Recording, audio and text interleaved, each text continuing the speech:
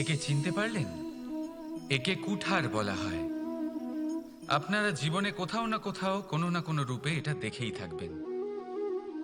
একটা ব্যাপার নিশ্চিত, এই কুঠার ছাড়া কোনো বৃক্ষকে কাটতে পারা সরল নয়। এবার আপনি কখনো এটা ভেবেছেন, এই কুঠার, এর এই অংশ, এর মুখটাই যদি না থাকে তাহলে কি হবে?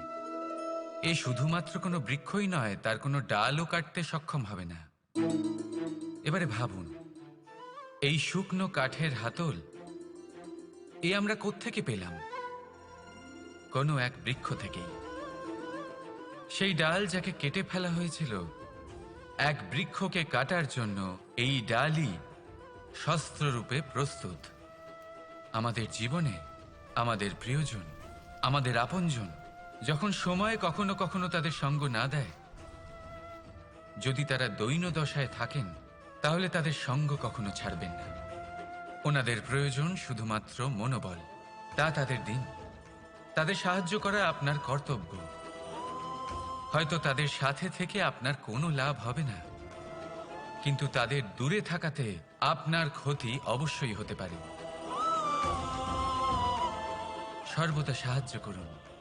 সঠিক সময় আসলে তা আপনার সহায়ক অবশ্যই হবে। রাধা রাধা। আমাদের মধ্যে বেশিরভাগ মানুষেরই এই অভিযোগ থাকে যে মানুষ তখনই আমাদের স্মরণ করেন যখন সেই সময় আসে যখন আমাদেরকে প্রয়োজন হয়, যখন কোনো কাজ থাকে। যখনই এই সময় পেরিয়ে যায়, তাদের কার্যসিদ্ধি হয়ে যায়, তারা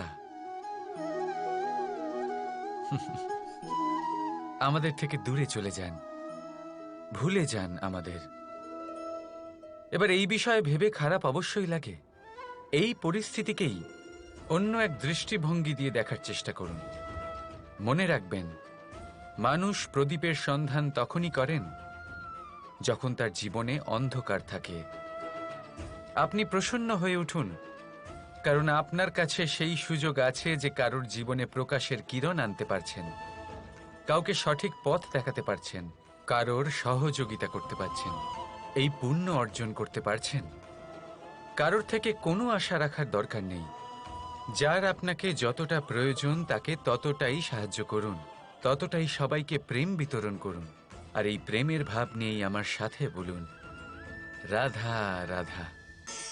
শব্দ, এই শব্দ কি?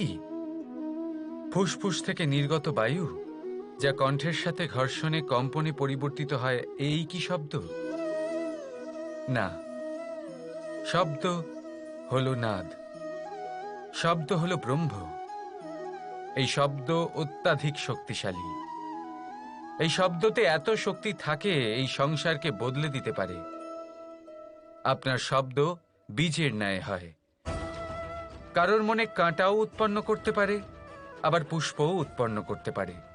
যদি কোনো ব্যক্তি নিরাশ হন, নিজের জীবনের সব থেকে কঠিন সময় পার করছেন, তাকে প্রেরণার দুটি শব্দ বলে দিলেই সে অসম্ভব থেকে অসম্ভবকারী কার্য করে দেবে।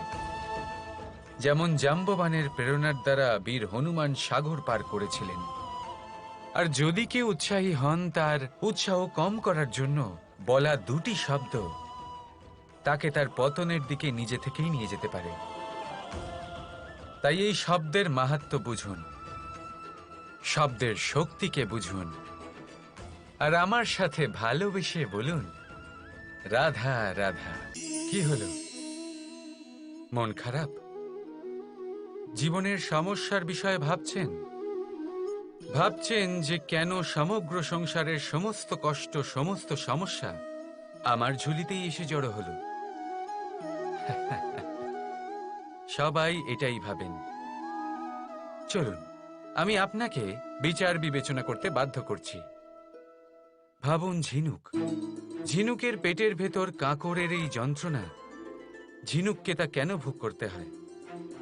বটবৃক্ষের বীজ মাটিতে 7 হাত নিচে অন্ধকারে ঘেরা থাকে কেন?